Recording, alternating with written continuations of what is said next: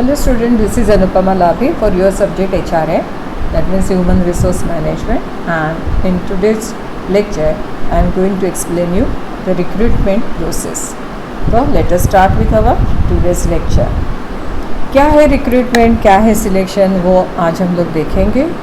Recruitment जैसे कि मैंने आपको प्रीवियस लेक्चर में बताया था क्या है. It is a process of locating, identifying and attracting capable applications for jobs available in an organisation. देखिए, रिक्रूटमेंट को हमने हर दम गलत तरीके से लिया है. हम लोग रिक्रूटमेंट और सिलेक्शन एक ही समझते हो. मैं बार बार आपको बता रही हूँ, रिक्रूटमेंट और सिलेक्शन ये अलग अलग है.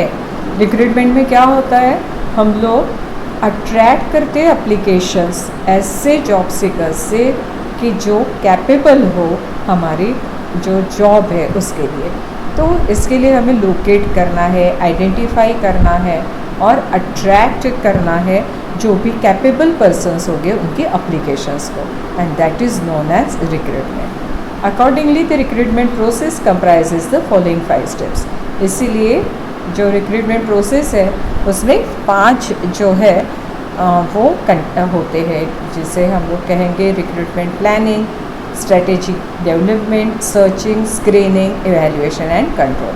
तो देखते हैं पहले रिक्रूटमेंट प्लानिंग क्या होती है. The first step involve in the recruitment process is planning. देखिए, कभी भी हमें अगर कुछ भी रिक्रूटमेंट करनी है, हमें अगर एप्लीकेशंस को इनवाइट करना है तो उसके लिए हमें करना होता है अपना प्लानिंग.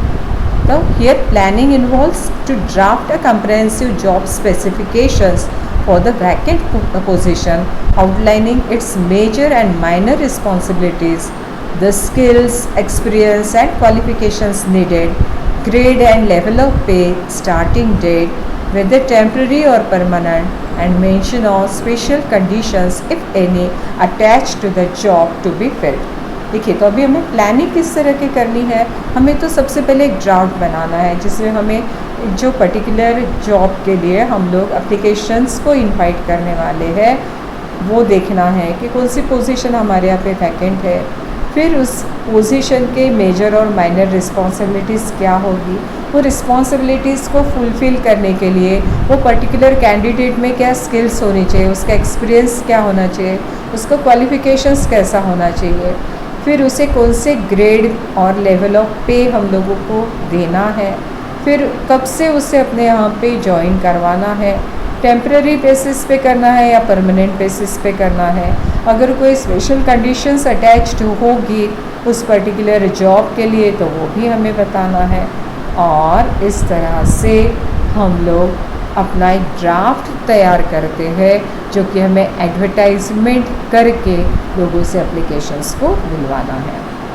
तो that is known as recruitment planning. Now the second one is strategy development. What is strategy development? Once it is known how many with what qualifications of candidates are required, the next step involved in this regard is to devise a suitable strategy for recruiting the candidates in the organization. एक बार हमें पता चल गया कि कौन सा क्या qualification होना चाहिए, कितने लोगों को लेना है, तो फिर हमारी नेक्स्ट स्टेप जो इन्वॉल्व होती है वो होती है कि इन कैंडिडेट को किस तरह से हमें रिक्रूट करना है.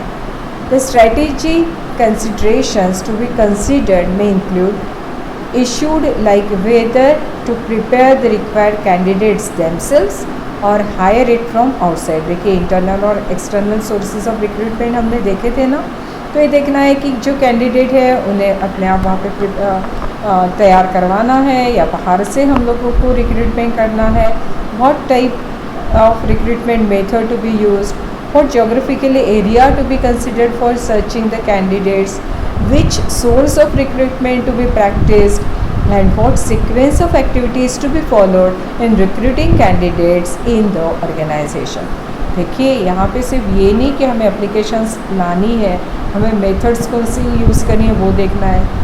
जोग्राफिकल एरिया यानी कौन से एरिया से हम लोगों को कैंडिडेट को सर्च करना है वो देखना है. कौन से सोर्स ऑफ रिक्रूटमेंट को हमें लेना है वो देखेंगे।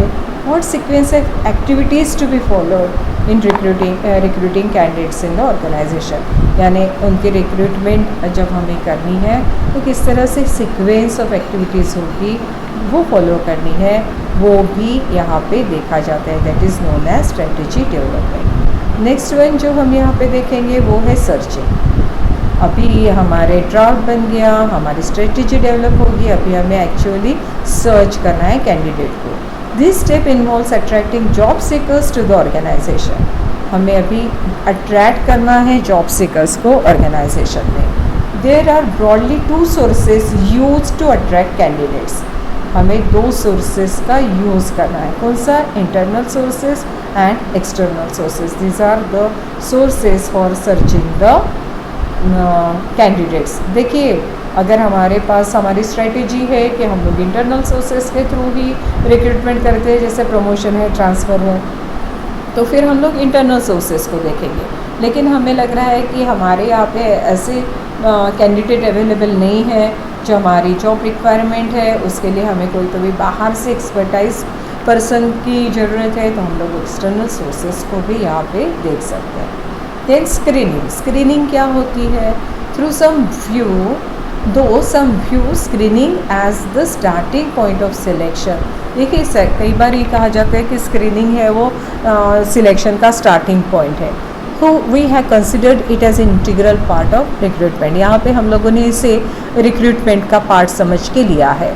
The reason being the selection process starts only after the applications have been screen and shortlisted. यहाँ पे इसलिए हम लोगों ने स्क्रीनिंग को रिक्रूटमेंट प्रोसेस में लिया है क्योंकि यहाँ पे हम लोग जब इंटरव्यू यानी सिलेक्शन, तो ये जो हम लोग कॉल लेटर बनाते हैं तब से हमारा शुरू हो जाता है सिलेक्शन प्रोसीजर। लेकिन जब स्क्रीनिंग यानी किनको कॉल लेटर भेजना है ये देखने के लिए हमें वो शॉर्ट लिस्ट करनी पड़ती है एप्लीकेशंस, बराबर है, इसलिए हमने उसे लिया हुआ है हमारे रिक्रूटमेंट प्रोसेस में। Job specifications is valuable in screening. देखिए, जब हम लोग ये स्क्रीनिंग कर रहे हैं, जब जो भी एप्लीकेशंस हमारे पास आती है उसको स्क्रीनिंग कर रहे हैं, यानी हम लोग देख रहे हैं कि जो हमारा जॉब स्पेसिफिकेशंस है अकॉर्डिंगली जो ये है उनका क्वालिफ़िकेशंस है वो मैच कर रहा है, हमारे जो रिक्वायरमेंट है उसके साथ उनका जो क्वालिफ़िकेशंस है वो बराबर सूट हो रहा है। When applications are screened against the qualification, knowledge, skills, abilities, interest and experience mentioned in the job specification.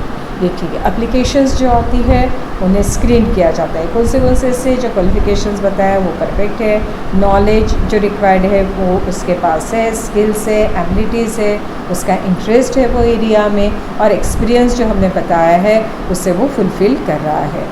Those who do not qualify are straightway eliminated from the selection process। और जो इसमें बैठते नहीं हैं उन लोगों को हम लोग फिर वही के वही एलिमिनेट कर देते हैं। The techniques used for screening candidates vary depending on the source of supply and methods used for recruitment।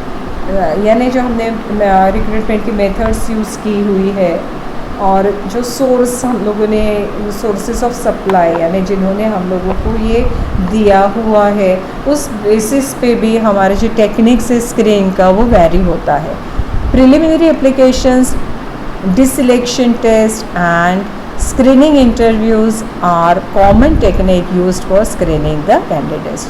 ये जो प्रिलिमिनरी एप्लीकेशंस होती है, प्री सिलेक्शन टेस्ट जो होती है, फिर स्क्रीनिंग जो इंटरव्यूज़ होते हैं, आजकल पहले ऑनलाइन इंटरव्यूज़ लिए जाते हैं, अगर वो कैंडिडेट आपको बराबर लगता है तो फिर आप उसको ऑफलाइन इंटरव्यू के लिए बुलाते हैं, तो उसका भी वक्त जो है वो बचता है, खर्चा भी दोनों का भी, कंपनी का भी, साथ ही साथ वो कैंडिडेट का भी बचता है। Then evaluation and control.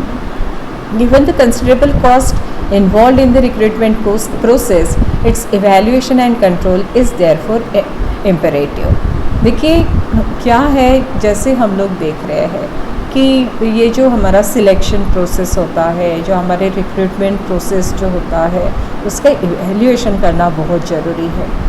इसके लिए हमें कंसिडरेबल कॉस्ट जो है वो हमारी इन्वॉल्व होती है। अगर हम लोगों ने जो स्क्रीनिंग की हुई है या जो प्रोसेस को हम लोगों ने अडॉप्ट किया हुआ है वो अगर बाद में हमें जाके पता चलता है कि ये बराबर नहीं है तो हमें तुरंत उसको क्या करना है, चेंज करना है, क्योंकि हमारा मेन पर्पज़ है right candidate for right job. The cost generally incurred in the recruitment process include, कौन सी कॉस्ट आती है रिक्रूटमेंट में वो देखते हैं। सैलरी ऑफ रिक्रूटर, जिसे हम लोग रिक्रूट कर रहे हैं, cost of time spend for preparing job analysis, advertisement etcetera. बिल्कुल जो हमने टाइम स्पेंड किया है, क्योंकि हमने क्या किया है, जॉब एनालिसिस किया है कि कैसा जॉब है हमारे यहाँ पे, उसके लिए किस तरह के कैंडिडेट हमें लगेगा। फिर हमने एडवर्टाइजमेंट दी है, फिर एडमिनिस्ट्रेटिव एक्सपेंसेस भी हमारे वहाँ पे हो रहे हैं, कॉस्ट ऑफ आउटसोर्सिंग और over time while vacancies remain Anfield.